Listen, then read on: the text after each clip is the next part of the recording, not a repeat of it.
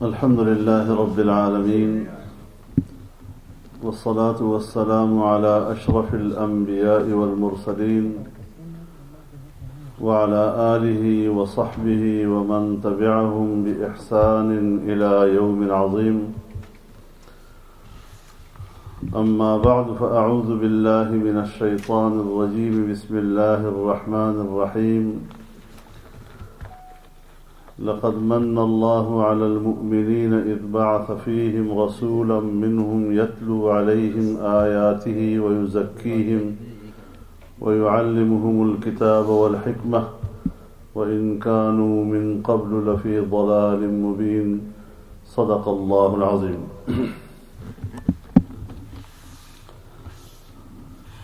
جناب صدر محترم، اکابر علماء کرام، جمعیت علماء برطانیہ کے ذمہ دار ساتھیوں،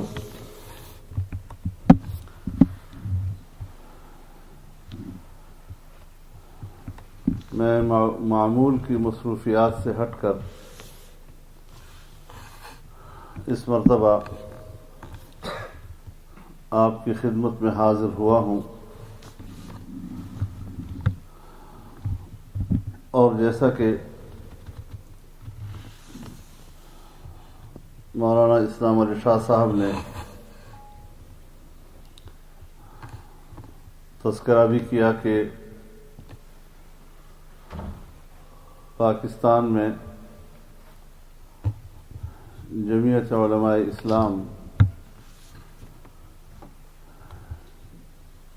جمعیت کا 100 منا رہی ہے،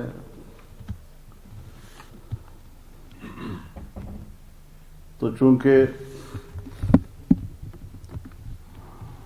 جمعیت کی یہ رائے ہے کہ جن ممالک میں جہاں بھی جمعیت علماء کی تنظیم موجود ہے ان کو دعوت دی جائے،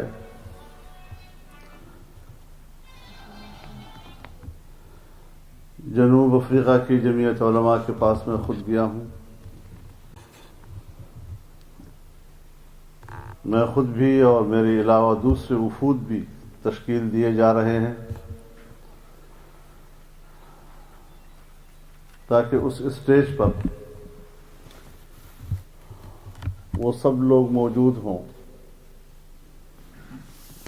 جو اپنی فکری اور نظریاتی نسبت حضرت شیخ الہند رحمہ اللہ سے کرتے ہیں۔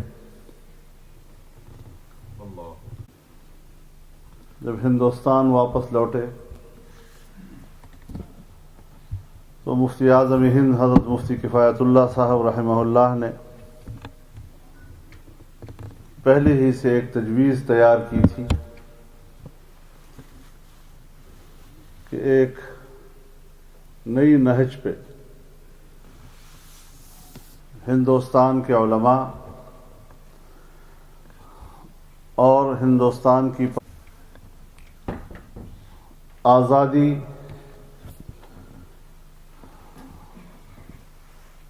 اور قومی اور ملی زندگی میں قرآن و سنت کے مطابق رہنمائی کے لیے جمعیت علماء کے نام سے علماء کی ایک اجتماعی فورم تشکیل دی جائے۔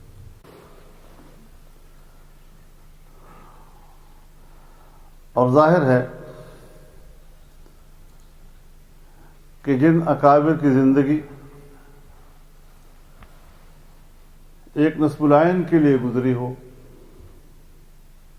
ایک مقصد کے لیے گزری ہو، اس کو زندہ رکھنا، اسے زندہ جاوید بنانا،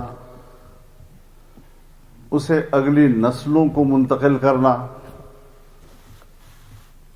یہ ان کے متبعین اور ان کے پیروکاروں کی ایک ذمہ داری بن جاتی ہے۔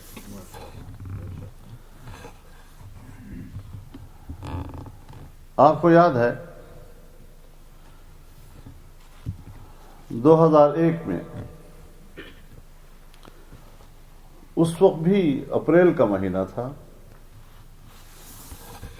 جب جمعیت علماء اسلام نے دارالعلوم دیوبند کا 150 سالہ اجتماع کیا۔ بہت بڑا اجتماع تھا، پاکستان کی پبلک 20 لاکھ سے زیادہ اس میں شریک ہوئے، اور اب بھی جس جوش، جس جذبے، جس ولولے کے ساتھ جمعیت کی ہر سطح کی تنظیم مصروف عمل ہے، ہمیں امید ہے کہ انشاءاللہ اس سے بھی زیادہ لوگ اس اجتماع میں شریک ہوں۔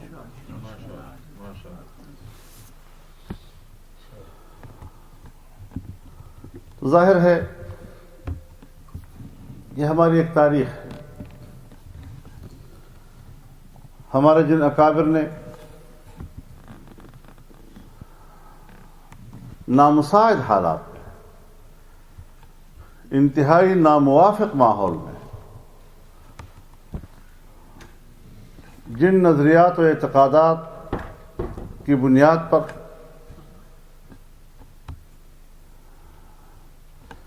جمعیت علماء کی بنیاد رکھی، وہ کتنے بڑے لوگ تھے۔ ہمیں تو تیار چیزیں ہاتھ میں ملی ہیں، ایک اچھے ماحول میں ہمیں سب کچھ ملا ہے۔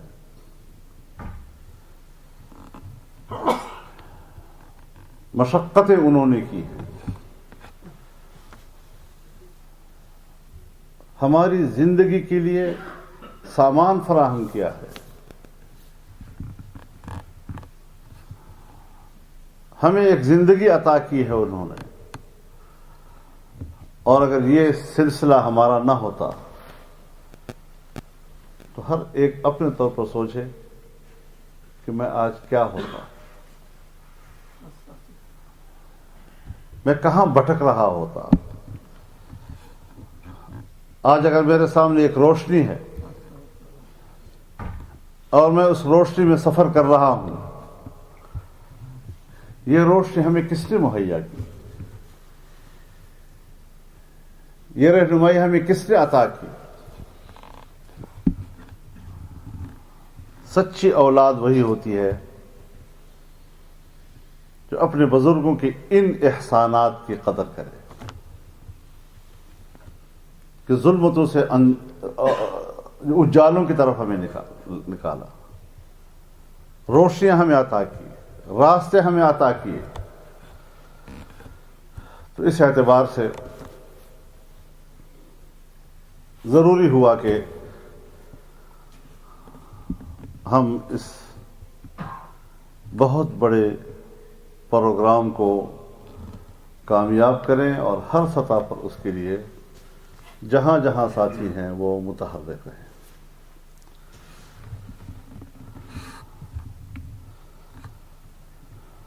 میں اس سلسلے میں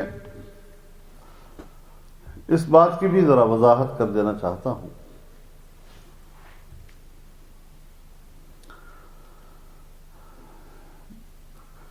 جو بھی تحریکیں اٹھتی ہیں،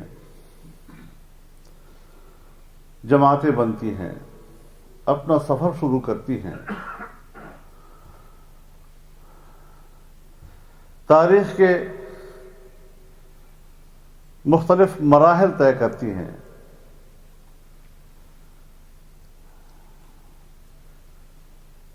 مشکل موڑ آتے ہیں، تاریخ کے نشیب و فراز سے گزرتے ہیں،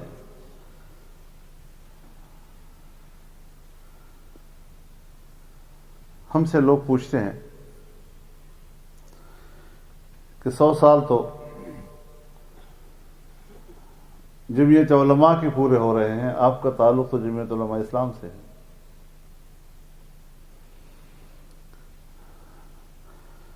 جمعیت علماء اسلام کا قیام سن 1945 میں آیا۔ اختلاف صرف تقسیم پر، تقسیم کے علاوہ بنیادی اعتقادات و نظریات اس پر نہیں تھا، اور سن 47 کی تقسیم کے عمل سے اختلاف ختم ہو گیا۔ آپ اپنے اکابر کی اس عظمت کا اندازہ لگائیں کہ وہ کتنے بڑے لوگ تھے۔ جماعتیں پورے ملک میں تھیں، تقسیم ہو گئی، ہندوستان الگ ملک، پاکستان الگ ملک، پورے ہندوستان میں جمعیت علماء اسلام تحلیل ہو گئی۔ کسی نے یہ خواہش ظاہر نہیں کی کہ ہم نے تو ایک جماعت بنائی تھی اور برقرار رہے گی، اور پاکستان میں جمعیت علماء ہند تحلیل کر دی گئی، اور سب سے کہا گیا کہ اب پاکستان بن چکا ہے، اب آپ جمعیت علماء اسلام کے ساتھ کام کریں اور پاکستان کی خدمت کریں۔ تو ایک چھوٹا سا دورانیہ ہے، 3-4 سال سے زیادہ نہیں، اور ایک شق پر، ایک مسئلے پہ اختلاف ہے، باقی نظریات میں کوئی اختلاف نہیں۔ ہمارے بزرگوں نے اس کے ہجوم کو سامنے رکھا، اس کو دائمی اختلاف نہیں رہنے دیا۔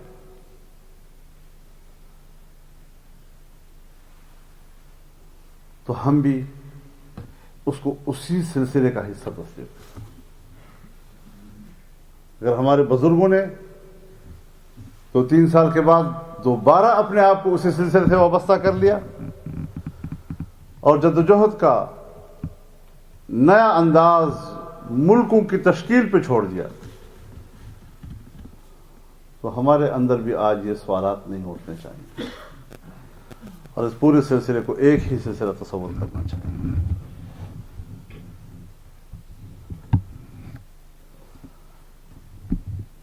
مفتی اسلم صاحب نے جمعیت علماء اسلام کی پارلیمانی ضرورت پہ بات کی ہے کہ پارلیمان میں جمعیت علماء کی موجودگی کیوں ضروری ہے، کیا رول ہے جمعیت علماء کا۔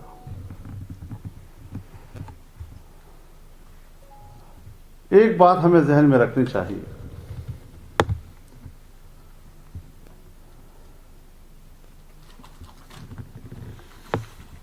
کہ ریاست اور مذہب کی وابستگی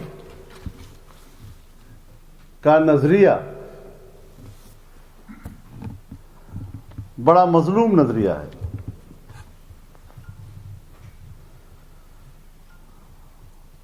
دنیا میں وہ طاقتیں مضبوط ہیں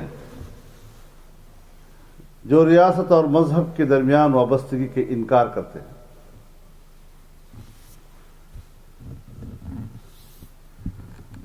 لیکن اس کے باوجود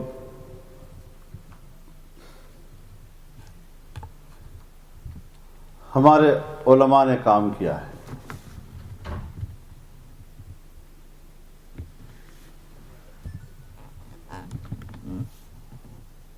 عوام کے اندر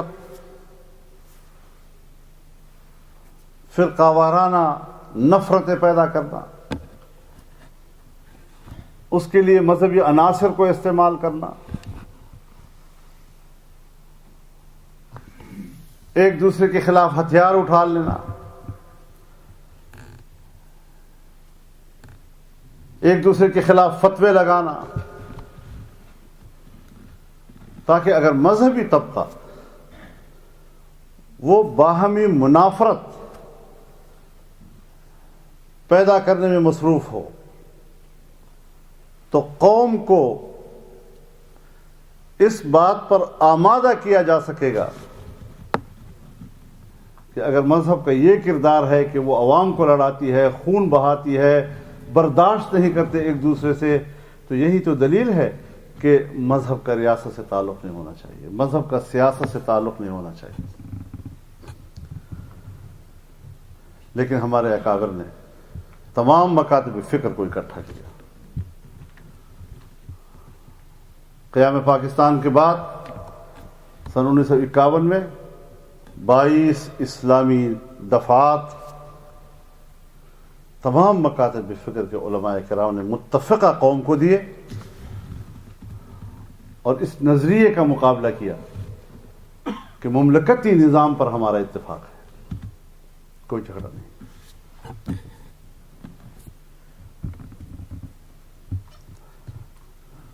تاہم ملک میں نظام نہیں تھا، آئین بنتے تھے اور ٹوٹتے تھے. پورا ہماری سیاسی نظام محلاتی سازشوں کا شکار تھا. اور جب سن 1970 میں پہلے عام انتخابات ہوئے اور سن 73 میں پہلا آئین پاکستان کا بنا، متفقہ آئین جس کو کہا گیا، اس میں اسلام کو پاکستان کا مملکتی مذہب قرار دیا گیا، اسٹیٹ ریلیجن. اگر یہ چند علماء اسمبلی میں نہ ہوتے اور 2 صوبے بمقابلہ 2 صوبوں کے اس توازن کو ہمارے حضرات تکنیکی طور پر خوبصورتی سے نہ استعمال کرتے تو نہ آئین میں اسلام کی جگہ ہوتی،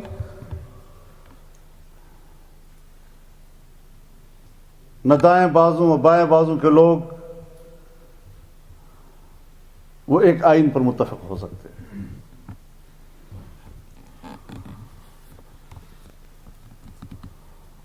اور قرار دیا گیا کہ قرآن و سنت کے منافق کوئی قانون نہیں ہوگا اور تمام قوانین قرآن و سنت کے مطابق بنائے جائیں گے. اب یہاں پر آپ اس بات کو دیکھیں، سیکولر طبقے کی طرف سے سوال اٹھائے گئے کہ ہم اسلام تو چاہتے ہیں لیکن کس کا اسلام؟ یہاں تو مولوی تقسیم ہے، مذہب کی نمائندگی تو مولوی کر رہا ہے اور وہ منقسم ہے، شیعہ میں، سنی میں، دیوبندی میں، بریلوی میں، مقلد میں، غیر مقلد میں، کس کا اسلام ہم قبول کریں؟ تو باقاعدہ ایک آئینی ادارہ بنایا گیا اسلامی نظریاتی کونسل کے صورت میں، جس میں تمام مکاتب فکر کے علماء کی نمائندگی ہے، جس میں سینئر وکلاء بیٹھتے ہیں، ریٹائرڈ جج بیٹھتے ہیں، اور پاکستان کے تمام قوانین کا جائزہ لیا ہے. اور آج تک جتنی سفارشات اس کونسل نے قانون سازی کے لیے مرتب کی ہیں سب کے سب متفقہ ہیں، اور ایسی متفقہ کہ کونسل کے اندر بھی تمام مکاتب فکر اس پر متفق ہیں اور کونسل سے باہر بھی علماء کرام تمام مکاتب فکر اس پر متفق ہیں، کوئی اختلاف نہیں. اب کیا ان کے پاس رہ گیا؟ علماء تو متفق ہو گئے، پارلیمنٹ میں چیلنج کیا، تم علماء تو مسلمان کی تعریف پر متفق نہیں ہو سکے. اسی وقت چیلنج قبول کیا گیا اور اگلے روز پارلیمنٹ میں متفقہ مسلمان کی تعریف شامل کر دی گئی. ملک میں ایک ہم آہنگی کی فضا پیدا کرنا، اسلام کو اور مذہبی اسلام کو اس قابل تسلیم کرانا کہ وہ مملکت کا نظام ہے. اگر یہ علماء کرام آپ کی سیاست میں نہ ہوتے آج آپ کا ملک انڈیا کی طرح سیکولر ملک ہوتا.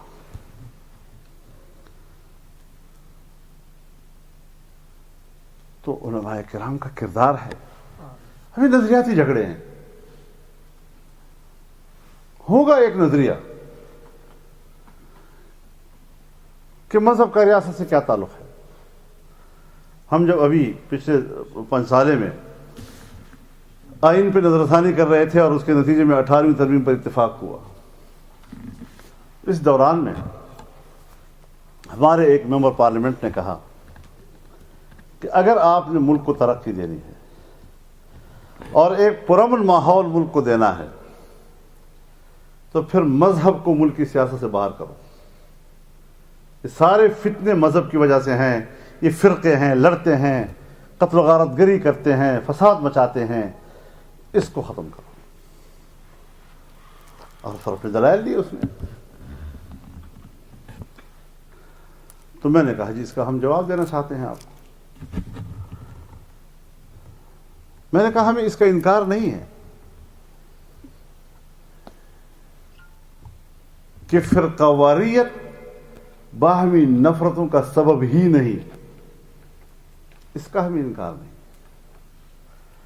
فرقہ واریت بھی سبب ہے باہمی نفرتوں کے پیدا اور تعصبات کے لیے, لیکن ایک سبب نہیں ہے. سبب لسانیت بھی ہے, سبب قومیت بھی ہے, سبب صوبائیت بھی ہے, سبب علاقائیت بھی ہے. اب جو نظریات موجود ہیں, چاہے وہ لسانی حوالے سے ہوں, چاہے وہ قومی حوالے سے ہوں, چاہے وہ علاقائیت کے, چاہے وہ حقوق کے حوالے سے ہوں, ہر ایک کو کوئی نہ کوئی ریپرزینٹ کر رہا ہوتا ہے. تو جو ہم مذہب کی بات کرتے ہیں تو اس کاز کو بھی کچھ لوگ ریپرزینٹ کر رہے ہیں. تو میں نے کہا تمام مکاتب فکر جو پاکستان کے اندر مذہب کو اور مذہبی کاز کو ریپرزینٹ کرتے ہیں,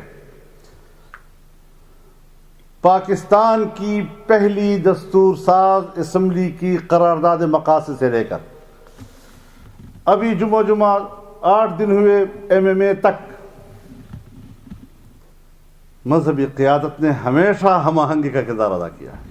ایک دفعہ بھی آپ نہیں کہہ سکتے کہ سیاسی عمل سے وابستہ مذہبی قیادت نے کبھی نفرتوں کی سیاست کی ہو.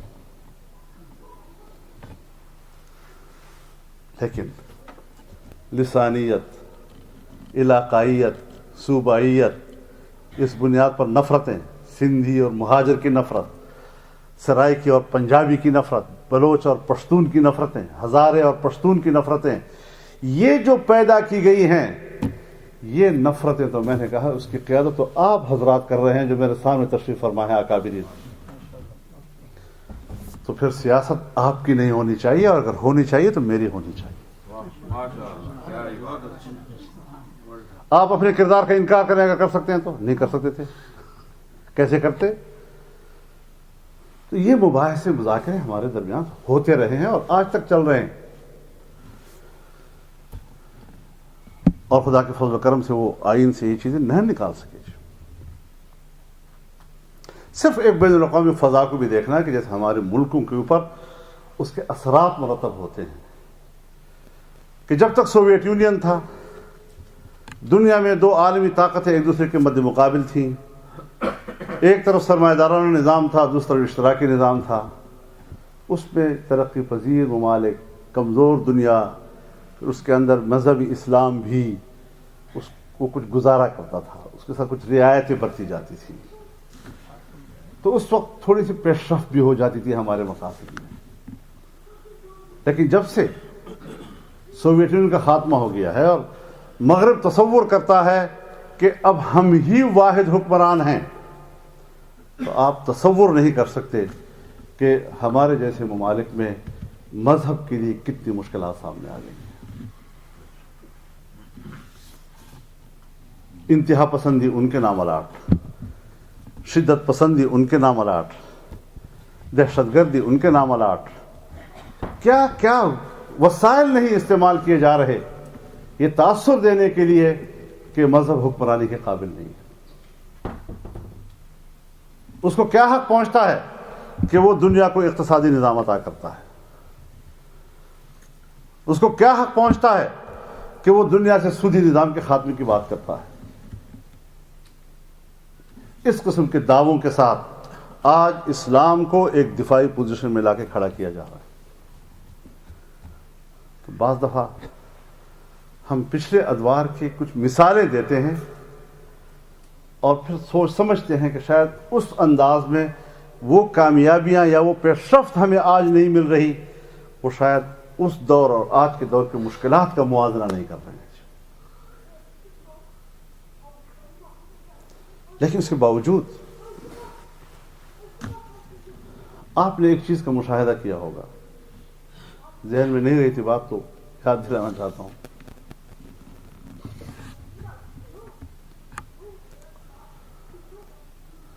دو ہزار چھ میں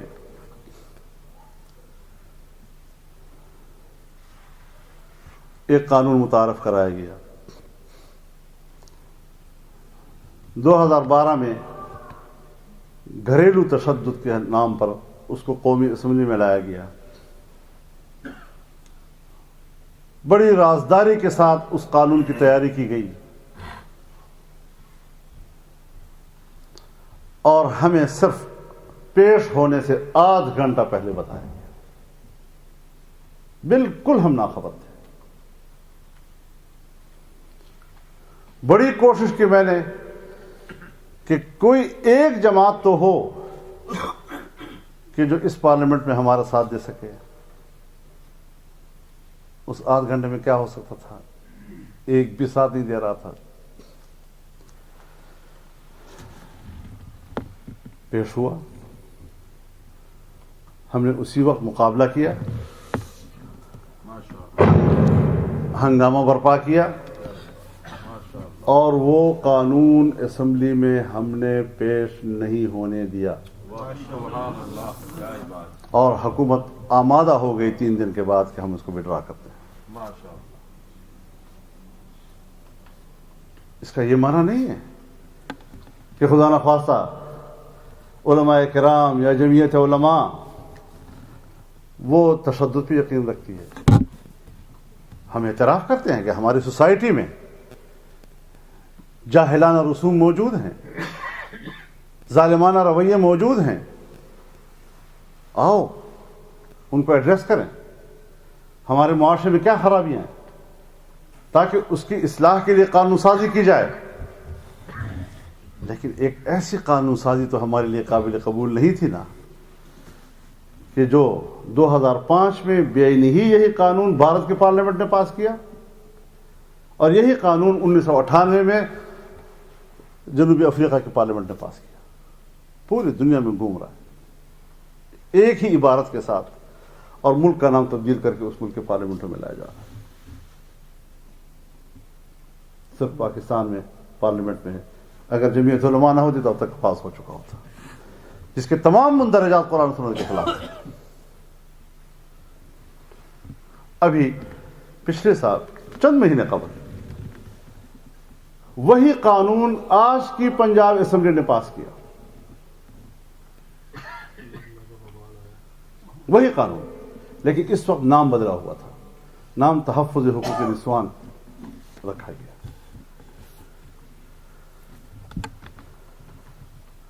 اس کو ہم نے چیلنج کیا. اب کیوں پنجاب اسمبلی میں لایا تم؟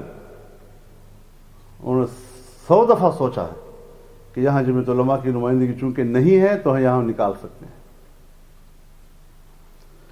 لیکن ہم نے وہاں نمائندگی نہ ہوتے ہوئے مورچہ لگایا، چیلنج کیا ان کو.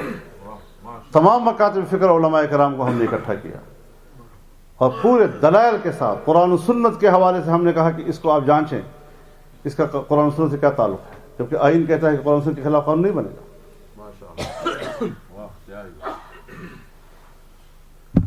اس کے بعد حکومت تیار ہو گئی، جی ہم بات کرنا چاہتے ہیں.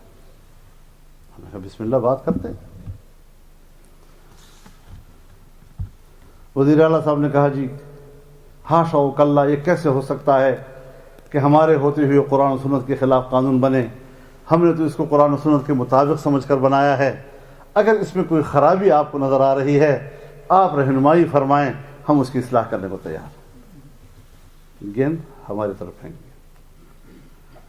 میں نے کہا جی ہم پارلیمنٹ میں قانون سازی کے لیے آتے ہیں، ہم یہ ذمہ داری سمجھتے ہیں کہ اگر معاشرے میں کوئی خرابی ہے تو اس کی اصلاح کے لیے قانون سازی کی جائے.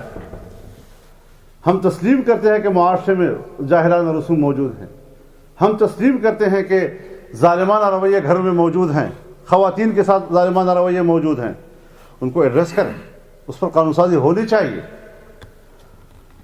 لیکن آپ نے جو قانون بنایا ہے، آپ نے جو بنایا ہے، اس کو اول سے لے کر آخر تک ہم نے پڑھا ہے، ایک ایک دفعہ اس کا ایک ایک شق ہم نے پڑھا ہے، اول تا آخر کسی جگہ پر بھی یہ قرآن و سنت کے مطابق نہیں ہے، لہذا ہم نے مکمل اس کو مسترد کر دیا ہے۔ آپ بتائیں یہ کہاں قرآن و سنت کے مطابق ہے؟ بس پھر پھنس گئے، اور پھر کمیٹی بنائی، پھر اسلامی نظریاتی کونسل میں آئے، جو کمیٹی بنائی اس نے بھی مسترد کر دیا، اسلامی نظریاتی کونسل میں آئے انہوں نے مسترد کر دیا۔ کسی سطح پر وہ لوگوں کو مطمئن نہیں کر سکے۔ اب ہم اتحادی بھی ہیں، اور اپنا کاز آ جائے تو اس پر ڈٹ بھی جاتے ہیں روح رعایت کیے بغیر۔ ہم اگر ساتھ ہیں اپنے کاز کے وفاداری کے ساتھ ساتھ ہیں، اگر اس کاز کو نقصان پہنچے گا پھر ساتھ نہیں۔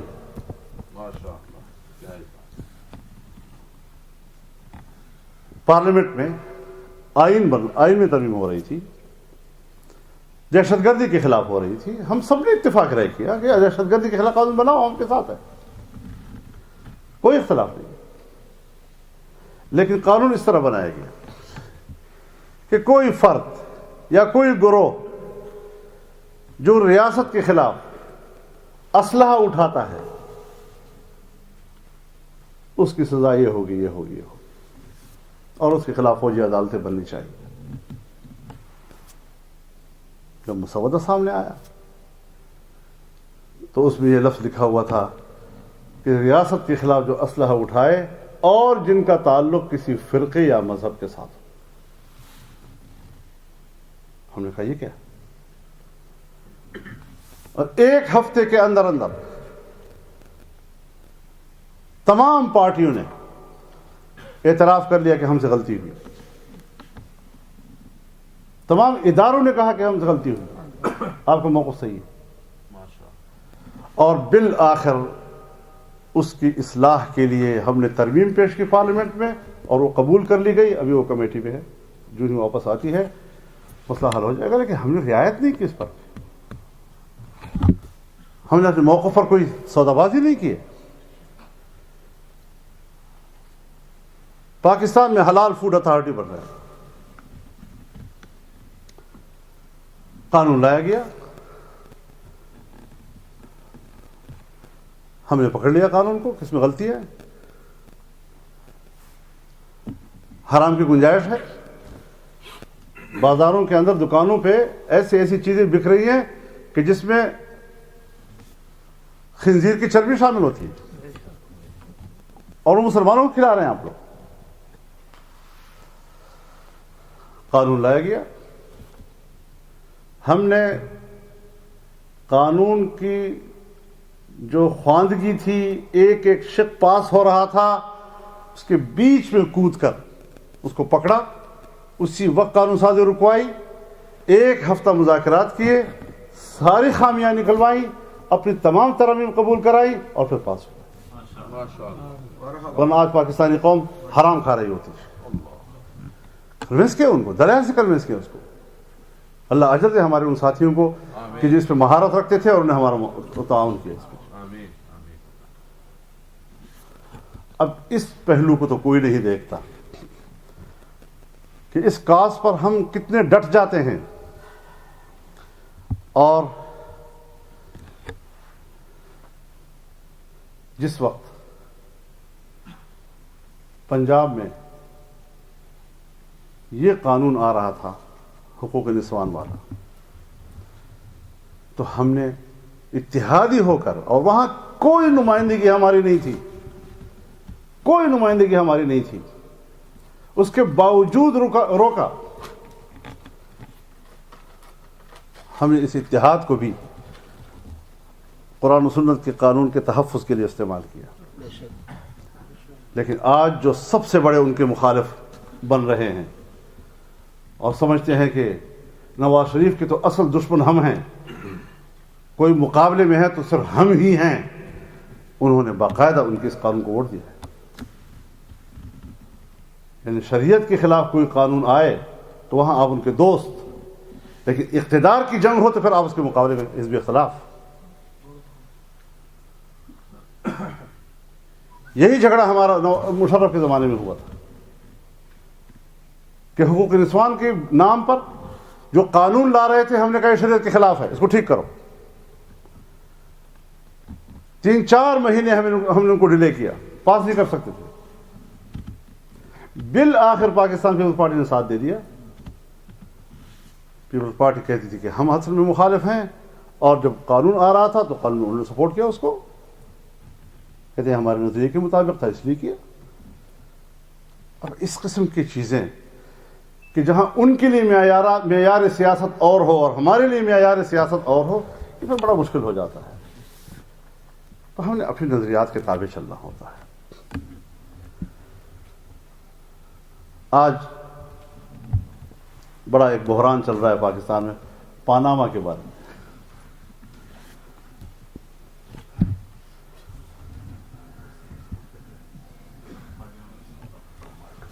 اب یہ اس وقت ایک بڑا بھونچال ہے، بڑا ڈسکس ہو رہا ہے۔ میں نے نام کیا لیا، دیکھو آپ کی میڈیا والے ایک دم کھڑے ہو گئے۔ بتایا کہ بھونچال۔ اب میرا اور آپ کا اس سے کیا فرق ہے؟ میں پہلے تو پاناما نہیں جانتا تھا، پھر اس کو جاننے کے بعد آف شور نہیں جانتا تھا، پھر وہ کمپنی کیا ہوتی ہے، کہاں بنتی ہے، کیسے بنتی ہے، قصہ کیا ہے۔ تو پھر آپ بتائیں پاکستان کا عوام اس چیز کو جانتا ہے؟ کیا دلچسپی ہے پاکستان کے ایک غریب آدمی کی اپنی سطح سے بہت اونچی اونچی باتوں کی؟ اور اگر یہ پاناما والا مسئلہ نہ بیچ میں آتا، سرے سے نہ ہوتا، تو پھر کیا ہمارے ملک میں سرمایہ دار نہیں ہیں، دولتیں نہیں ہیں، اور یہ معاملے پہلے نہیں اٹھتے تھے ان کے بارے میں؟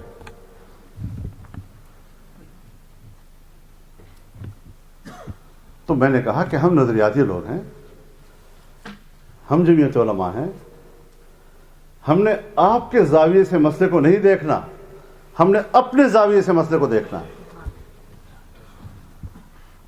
ہم خود ایک تحریک ہیں، اور جمعیت علماء کی بنیاد اگر پڑی ہے، اور پھر پاکستان میں ہم نے جو نظریہ ابتدا دن سے اٹھایا ہے، وہ سرمایہ داریت کے خلاف ہے، وہ جاگیرداری کے خلاف ہے، وہ غریب کے حقوق کے لیے ہے۔ تو آج جب حادثہ ایک سامنے آ گیا تو ہمیں اس سے ایک نتیجہ اخذ کرنا چاہیے، قوم کو اس سے ایک سبق لے لینا چاہیے۔ اور وہ سبق کیا ہے؟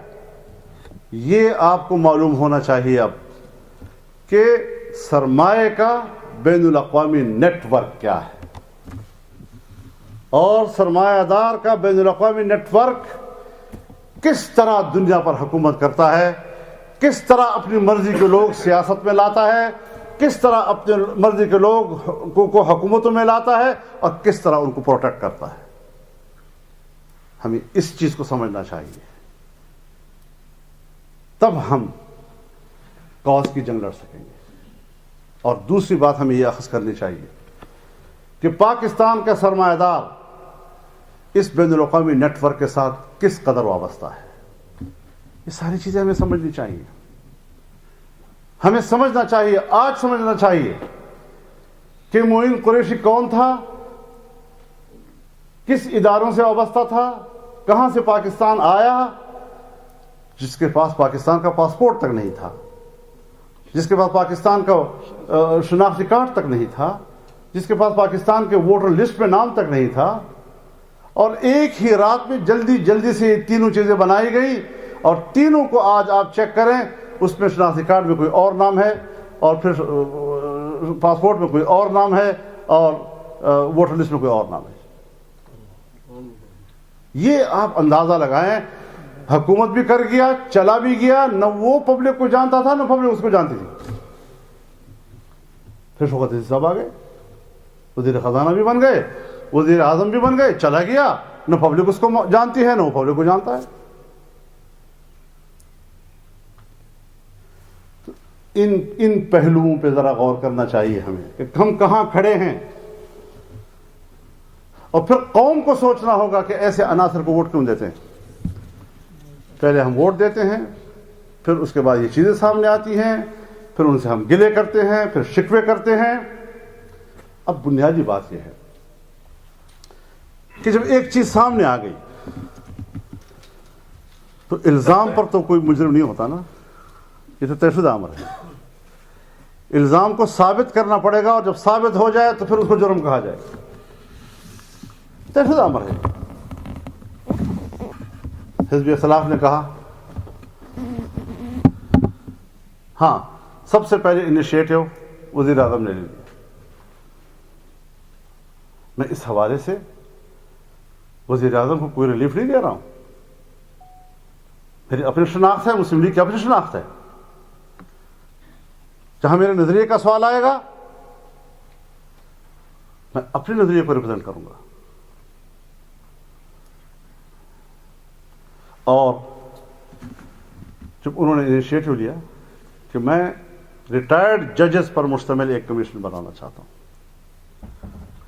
تو ریٹائرڈ ججز کی تجویز کو مسترد کیا گیا. مرضی ہے آپ کی, مسترد کر دیں, لیکن متبادل کیا دیا؟ متبادل ایک ریٹائرڈ بیوروکریٹ کی سربراہی میں کمیشن کا, ایک ایسا ریٹائرڈ بیوروکریٹ کہ جو دوران ملازمت بھی متنازع اور ریٹائرمنٹ کے بعد بھی متنازع شخصیت ہے, اور وہ ججز کہ جو دوران ملازمت بھی غیر متنازع تھے اور بعد میں بھی غیر متنازع, اور بحیثیت جج ساری زندگی انہوں نے عزت کمائی. ہم نے یہ سوال کیا کہ بھئی عزت دار لوگوں کو کیوں عزت کر رہے ہو؟ پھر اس کا متبادل جو آپ دے رہے ہیں, آپ کیا میسج دے رہے ہیں کہ ریٹائرڈ جج تو قبول نہیں ہے لیکن ریٹائرڈ بیوروکریٹ قبول ہے. پھر تجویز آئی کہ پارلیمانی کمیٹی ہونی چاہیے. گورنمنٹ نے رسپونڈ کیا, ٹھیک بسم اللہ. پھر جو طرح پیچھے ہٹ گئی, پھر کہا ایف آئی اے تحقیق کرے. پھر گورنمنٹ نے کہا افسر کا نام آپ لیں, کمیشن ہم بنائیں گے.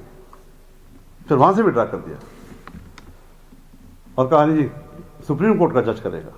سپریم کورٹ جج کا تسلیم ہو گیا, اب ٹی او آر پہ لڑائی ہو. لیکن اچھی بات ہے کہ بہرحال ٹی او آر پر بھی کمیٹی بن گئی ہے, بات چیت سے معاملہ طے ہو, اچھی بات ہے. لیکن ایک چیز تحقیق تک تو پہنچے, ایک جگہ پہ تو جائے بات.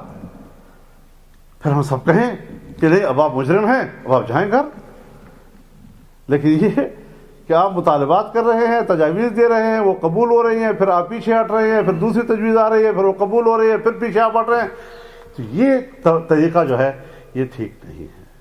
یہاں تو آپ بڑے آسمان پہ چڑھ جاتے ہیں, اس کو ایشو بنا لیتے ہیں, لیکن جب قرآن و سنت کے حوالے سے کوئی مسئلہ آتا ہے تو آپ کو سپورٹ کرنے لگ جاتے ہیں. یہ وہ چیزیں ہیں کہ جو ظاہر ہے کہ ہماری ترجیحات مختلف ہیں ان سے, لیکن ہم اپنی ترجیحات پر تو کوئی سودا بازی کرنے کو تیار نہیں ہے, کسی کو تحفظ دینے کے لیے تیار نہیں ہے. اور قوم کو ہم ایجوکیٹ کرنا چاہتے ہیں کہ آپ ایسی پارٹی کو پھر سپورٹ کریں نا کہ جس کا پس منظر, اس کی تاریخ دیانت پر مبنی ہے, جہاں سرمایہ داری نہ بھی کوئی چیز نہیں ہے. اور یہ بھی نہیں ہے کہ ہم کوئی سرمایہ دار کے دشمن ہیں, یا ہم یہ چاہتے ہیں کہ ہماری حکومت آئے ان کے سرمایہ پہ ہاتھ ڈالے, ان کی جاگیر پہ ہاتھ ڈالے. نہیں, یہ بھی نہیں ہے. ہم سوچتے ہیں کہ غریب کے ساتھ تمہارے رویے انسانوں کے ہونے چاہیے. اب عجیب بات ہے کہ ایک بڑے آدمی کا ملازم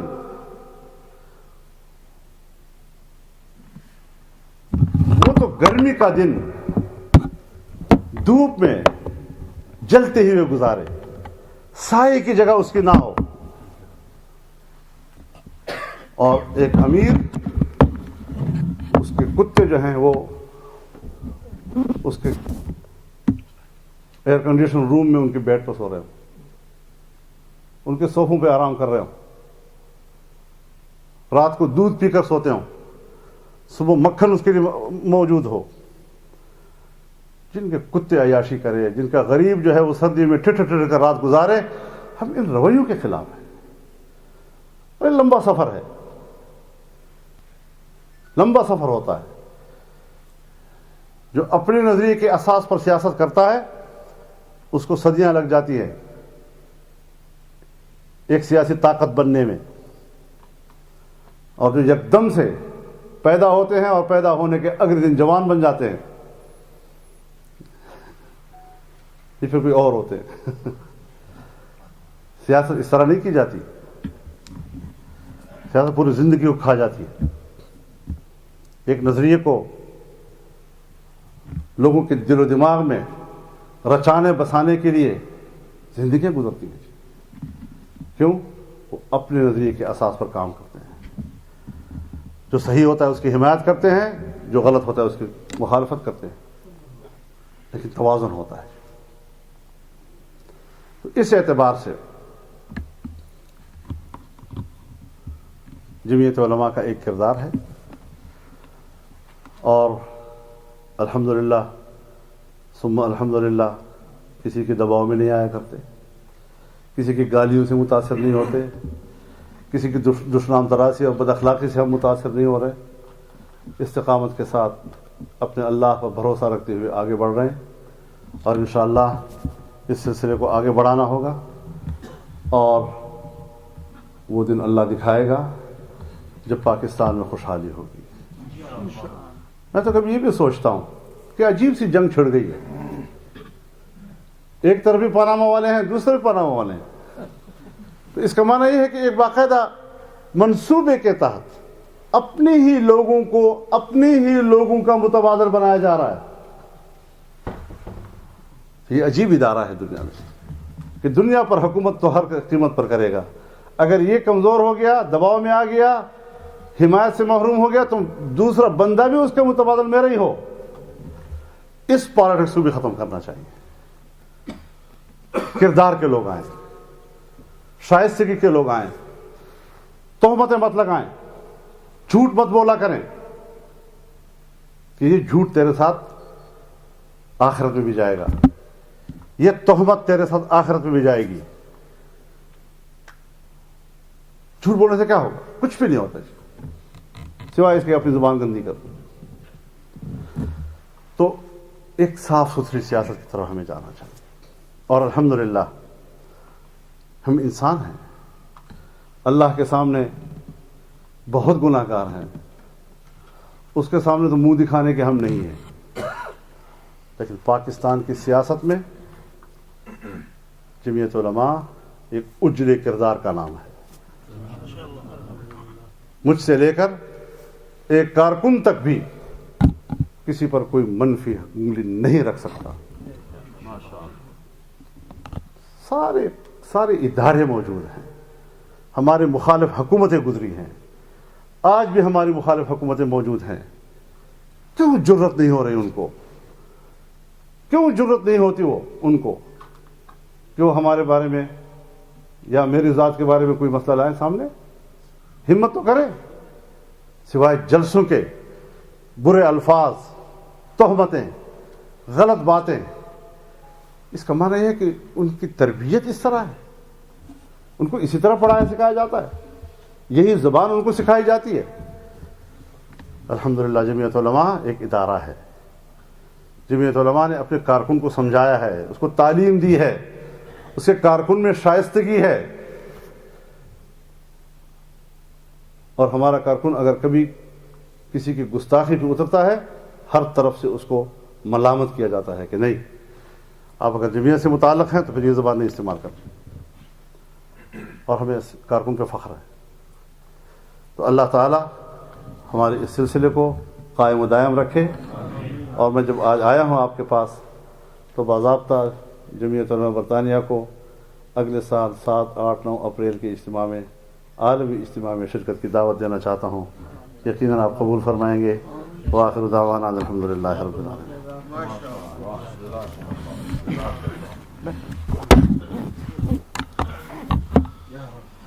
الرحمان صاحب کو برطانیہ آمد پر اور جس نے نیک مقصد کے لیے تشریف لائے ہیں اللہ اس میں ان کو کامیابی عطا فرمائے۔ جمعیت کی طرف سے مسلمانان برطانیہ کی طرف سے ان کا خیر مقدم کرتا ہوں، اور جن عزائم کو لے کے وہ پاکستان میں چل رہے ہیں، میں بھی ابھی تھوڑا عرصہ ہوا پاکستان سے واپس آیا، جمعیت کے اکابرین سے ملاقاتیں ہوئی، مولانا تو سفر میں تھے ملاقات نہ ہو سکی۔ ان مقاصد کو میں یہ سمجھتا ہوں کہ یہ ہر مسلمان کا جہاں بھی وہ دنیا میں رہ رہا ہے اس کا یہ فرض ہے کہ مظلوم کی مدد کرے، جیسا مولانا نے فرمایا کہ ہمارا بنیادی مقصد تو اقتدار پہ قبضہ کرنا نہیں ہے، کسی سے ہماری ٹکر نہیں ہے، بلکہ ہمارا وہی راستہ ہے جو اللہ نے قرآن میں، نبی اکرم صلی اللہ علیہ وسلم نے اپنی سنت اور عمل میں اور خلافت راشدہ کی سلسلے میں ہمارے سامنے موجود ہے۔ جن بنیادوں پر جمعیتیں قائم کی تھیں ان کو نبھایا اور چلایا، اور آج اس کا جھنڈا آپ کے ہاتھ میں ہے۔